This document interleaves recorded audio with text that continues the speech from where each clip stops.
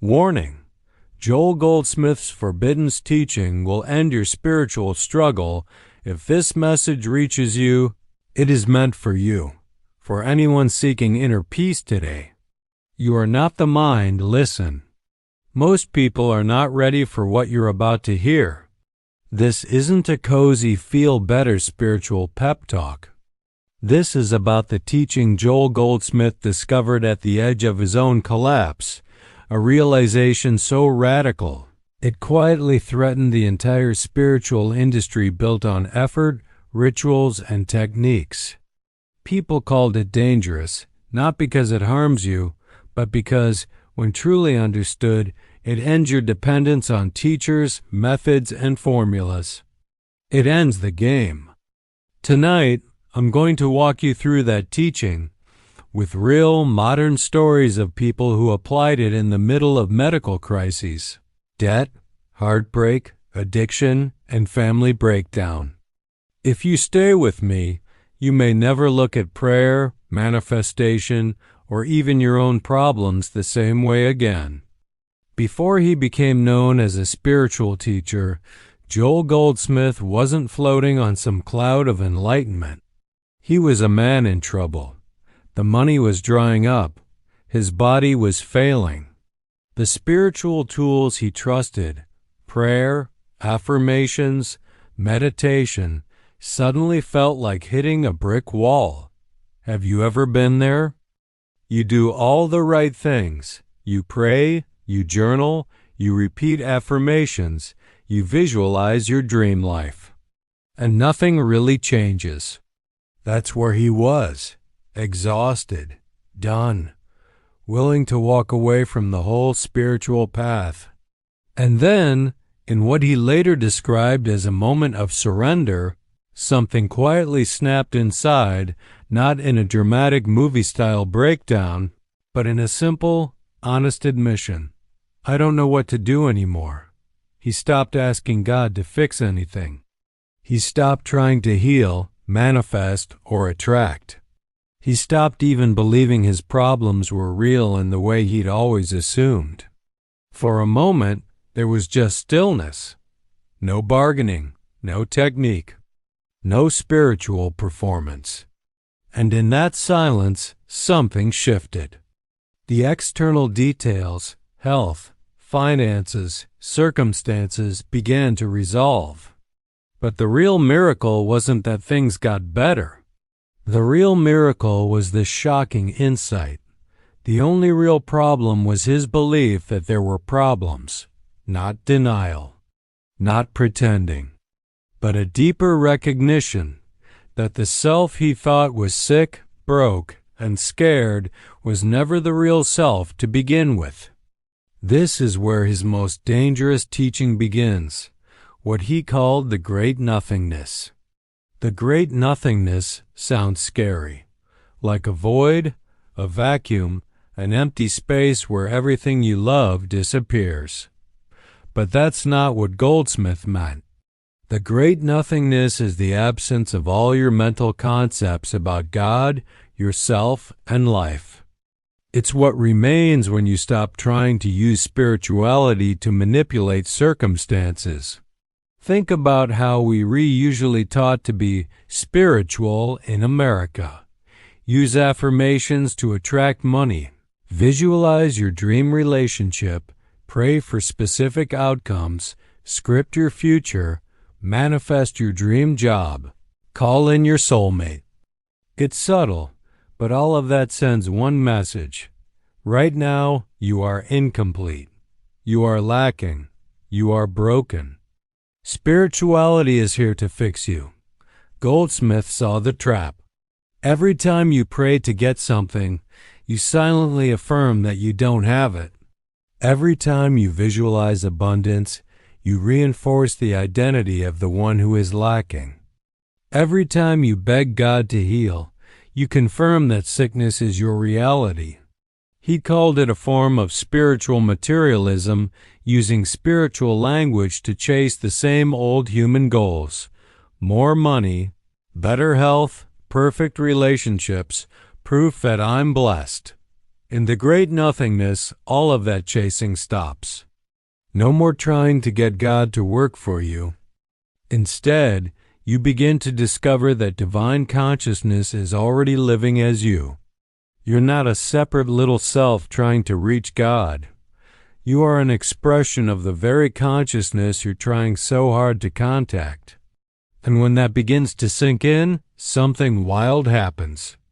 Healing, supply, love, guidance, they begin to show up, not as rewards for effort, but as natural expressions of what you already are. Let me bring this down from theory to real life. Emily grew up in the Midwest, early 30s, 2 kids, juggling work and family. Out of nowhere, she was hit with an autoimmune condition. At first, it was just fatigue. Then came brain fog, pain, and days where getting out of bed felt like climbing a mountain. Doctors tried. Pills, protocols, diets. Her savings slowly evaporated into lab tests and specialist visits. And because she was spiritually minded, she also did what many of us do. Healing meditations, energy work, visualization, I am healthy affirmations written on sticky notes all over the house.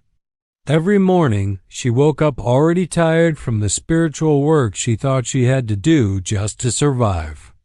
One night, scrolling through videos in tears, she stumbled on a teaching about Joel Goldsmith and the Great Nothingness. The idea sounded insane. Stop trying to heal.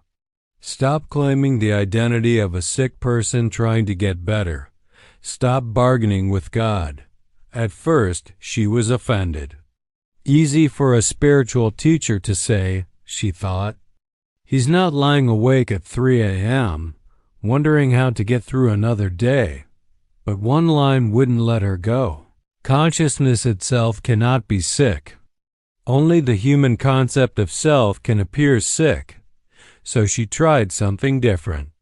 Each morning, before the doctors, before the pills, before the fear, she sat quietly and said, almost as an experiment, for the next few minutes, I am not Emily with an illness.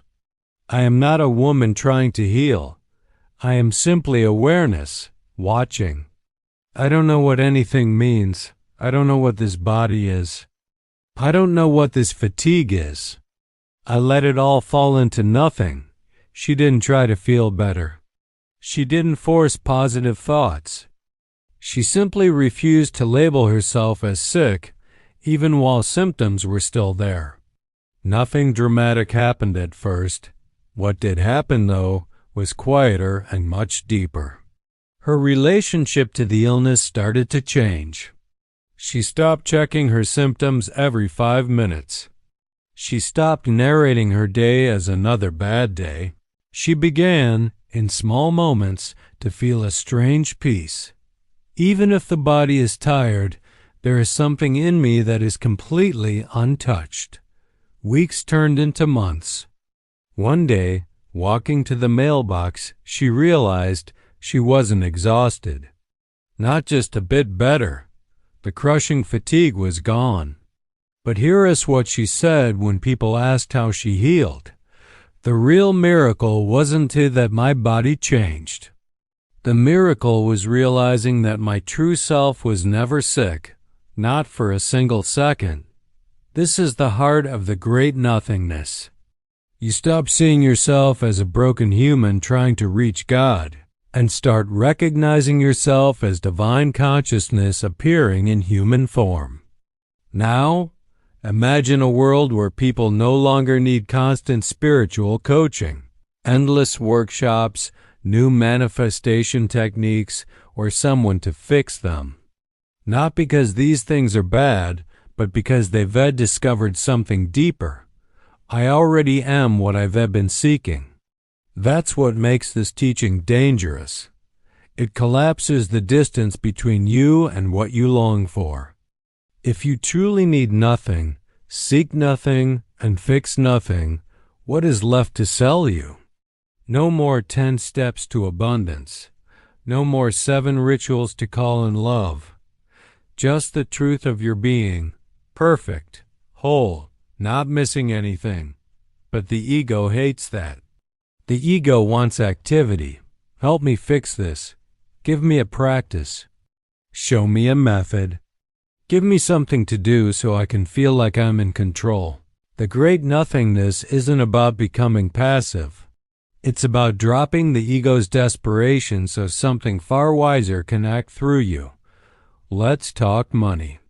Daniel was a single dad in Texas, working 2 jobs, drowning in credit card debt and medical bills from his daughter's asthma treatments. He wasn't lazy. He wasn't irresponsible. He was just stuck in a system where no matter how hard he worked, there was always more month than money. He did everything the self-help world told him to do.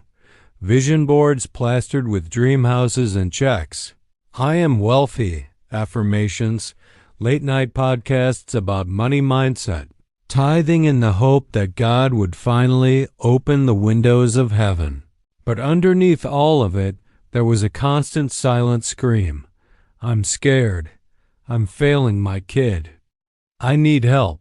One Sunday, exhausted, he sat in his car outside a grocery store, looking at his bank balance and wondering how he was going to pay for food and gas. Instead of turning on another motivational video, he closed his eyes and whispered, I don't know how to fix this. I'm done pretending I have some powerful manifestation ability. For a moment, I'm going to stop asking. I'm going to stop calling myself broke or behind. I'm just going to sit here and let everything be exactly as it is. He remembered hearing a line from Goldsmith. The moment you stop trying to demonstrate supply, you discover that supply was never missing. So he tried something radical.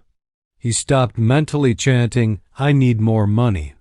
Instead, he quietly affirmed, not as a wish, but as a fact, whatever I truly am cannot lack. That which is aware of this fear is not afraid. I don't have to fix this in my mind. I just have to stop claiming lack as my identity. Over the next few weeks, something started to change. Not lottery winner magic, not overnight millions, but a steady, almost eerie unfolding. A friend he hadn't spoken to in years called and offered side work that paid better than one of his jobs. His landlord unexpectedly reduced rent slightly to keep good tenants during a slow market. A billing error with the hospital was corrected, wiping out a big chunk of what he thought he owed. He still went to work. He still showed up, but the panic quieted. The identity of the broke guy trying to manifest money faded. Months later, the debt was nearly gone. His income had increased. But again, that wasn't the deepest part for him. What he said was this: Goldsmith's teaching didn't just change my finances. It ended the story that I was a man on the outside of life, begging for a chance. I started to feel like life itself was on my side, because life itself was what I am.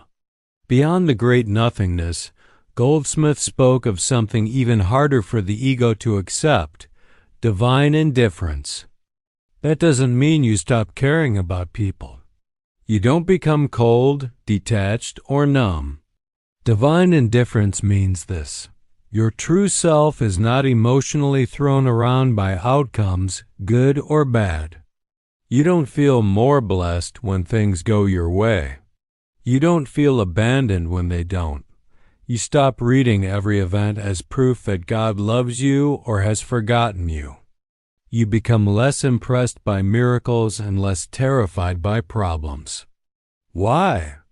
Because you start to sense something constant underneath everything that happens. You may still visit the doctor, show up to court, attend therapy, negotiate bills, but you do it from a place that says, whatever happens, what I truly am cannot be harmed. That's divine indifference. Not caring, but caring from a deeper, unshakable center. Let's move from money to love. Michelle and Aaron had been married for 22 years in a quiet suburb outside Chicago. On the outside, they looked solid. 2 kids, a house, decent jobs. Inside, the marriage had slowly eroded. Resentments piled up. Arguments repeated in loops. Silence became their default language. Eventually, Aaron moved out. Papers were filed.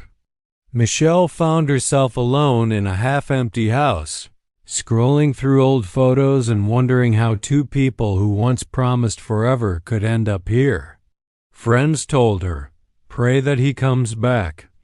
Do a 30-day marriage prayer challenge. Manifest reconciliation. Instead, she came across a passage from Goldsmith about not using God to change people. It hit her like a punch. If I'm praying to change him, I'm still believing that my happiness depends on his behavior. So she did something that felt impossible. She stopped praying for the marriage to be saved.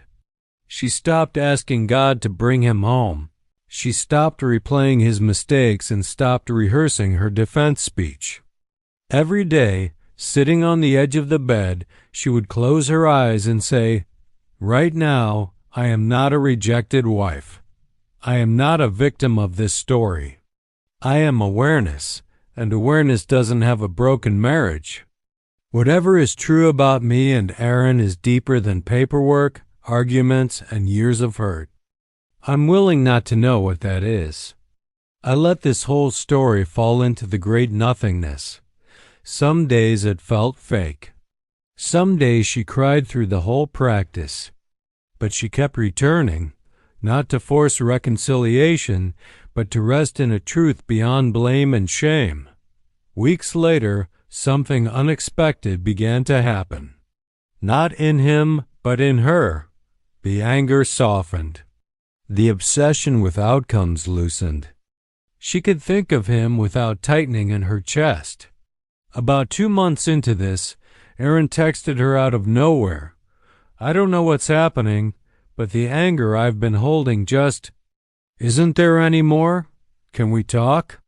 They didn't magically become the perfect couple. They did go to counseling. They did have hard conversations. But what changed was the identity each one was holding. She stopped seeing herself as the abandoned wife.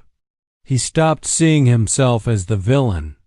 And in that space, something beyond both of them could move. Let's be real.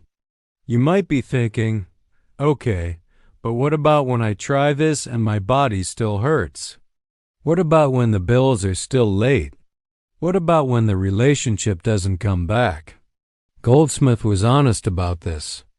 We've spent years, even decades, training our minds to believe in separation, problems, and lack. We've been taught that life is happening to us, God is out there, and we are small, fragile selves trying to earn favor, prove worth, and stay safe. You don't unlearn that in one quiet meditation. So what do you do when you practice surrender and nothing seems to change? You keep going, but you shift while you're doing it. You stop practicing to get results. You start practicing because, deep down, something in you recognizes, this is the truth of my being, whether my life looks perfect yet or not. Some days you'll feel peaceful and clear. Other days you'll feel angry, scared, or numb. Both days are held in the same awareness. Both are expressions arising within consciousness. And that's the point. You're not trying to become spiritual. You're remembering that your very existence is spiritual already. A huge fear people have is this: if I stop trying so hard to fix my life, won't everything fall apart? If I become indifferent to outcomes, won't I get lazy or irresponsible? Here is the subtle lie behind that fear. It assumes your only source of action is stress. But think about the times in your life when you've done your best work, loved most deeply, or responded most wisely. Was it when you were panicking? Or was it when something calm, clear, and intuitive just moved through you and you knew exactly what to say or do? That's the difference between ego-driven effort and divine movement. Divine consciousness is not lazy. It's infinitely intelligent and endlessly active, but its activity isn't frantic.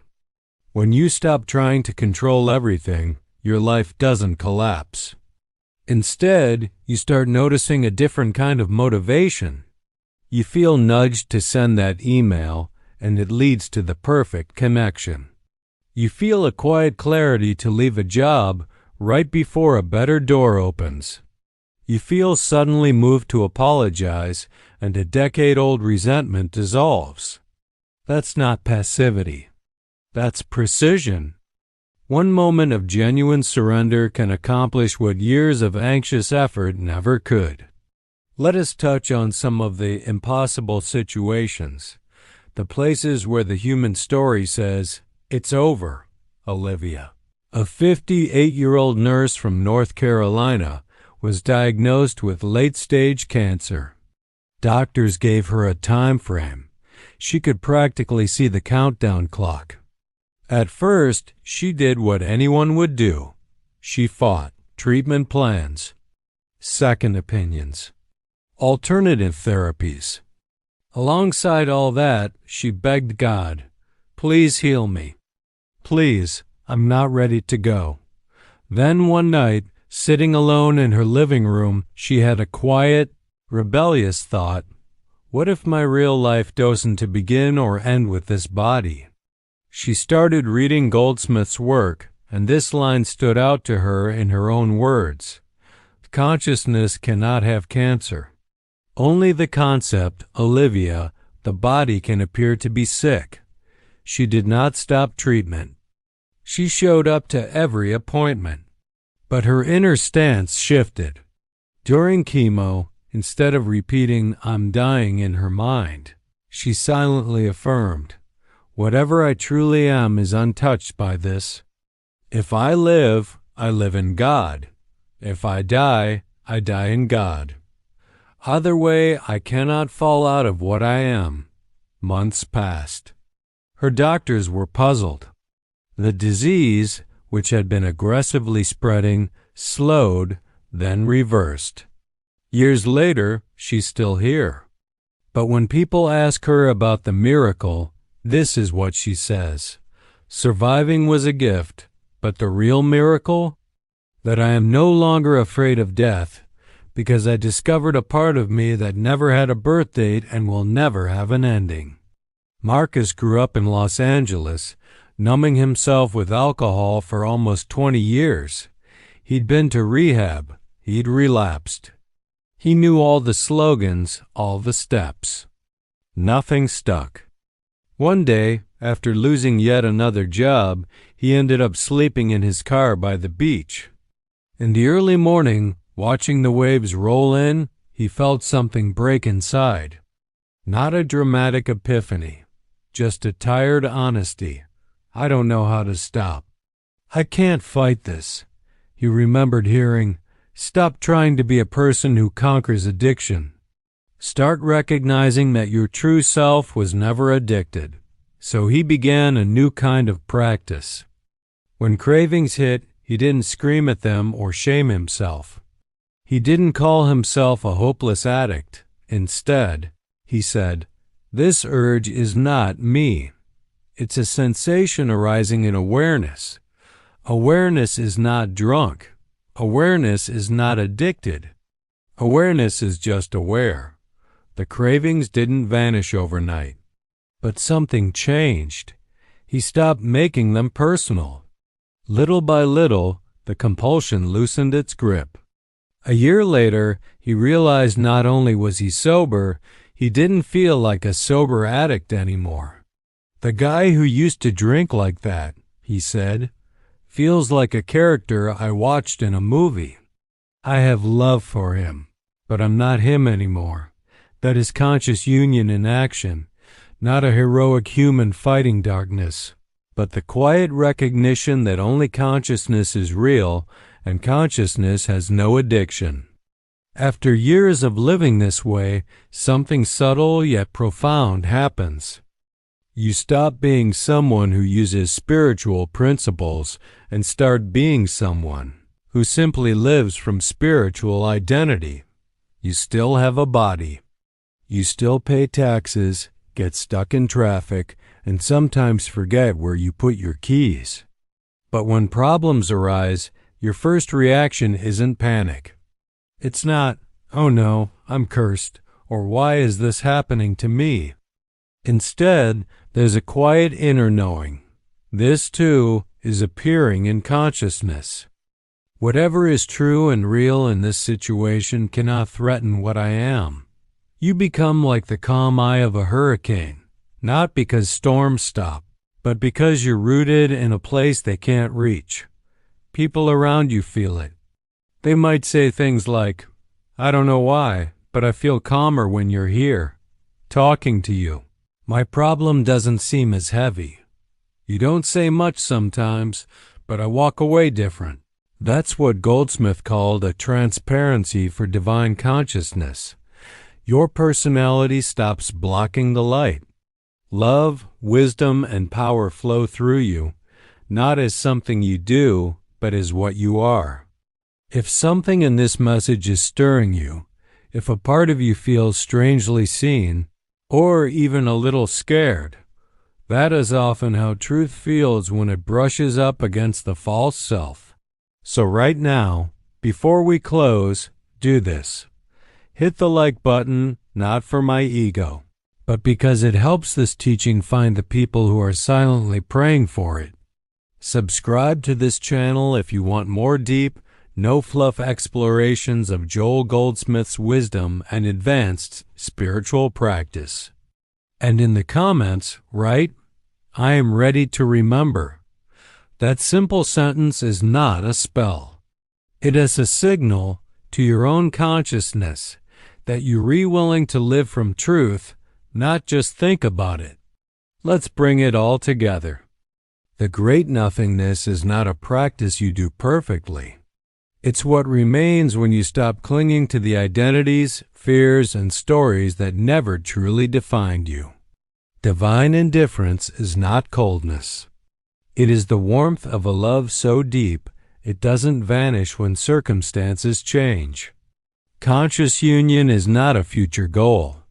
It is the realization that there was never a real separation between you and the source of your life. You are not a human being trying to have spiritual experiences. You are a spiritual being, right now, expressing as human awareness. The years you've spent seeking, striving, manifesting, and fixing, they were not wasted. They were consciousness playing hide-and-seek with itself through you. Now the game can end. You don't have to abandon your life. You don't have to ignore your responsibilities. You simply live them from a different center, the center that knows, whatever comes, whatever goes, I remain what I have always been, perfect, eternal, untouchable, divine being appearing as me in this moment. If this message reached you, it was meant for you. So once more, like this video, subscribe, and comment. I am transformed. If you're ready to step out of seeking and into being, not tomorrow, not when your life looks perfect, but now, exactly as you are, in the middle of whatever you're facing, because the truth doesn't begin when your problems end. The truth is what's holding you, even as you listen to these words. Right now.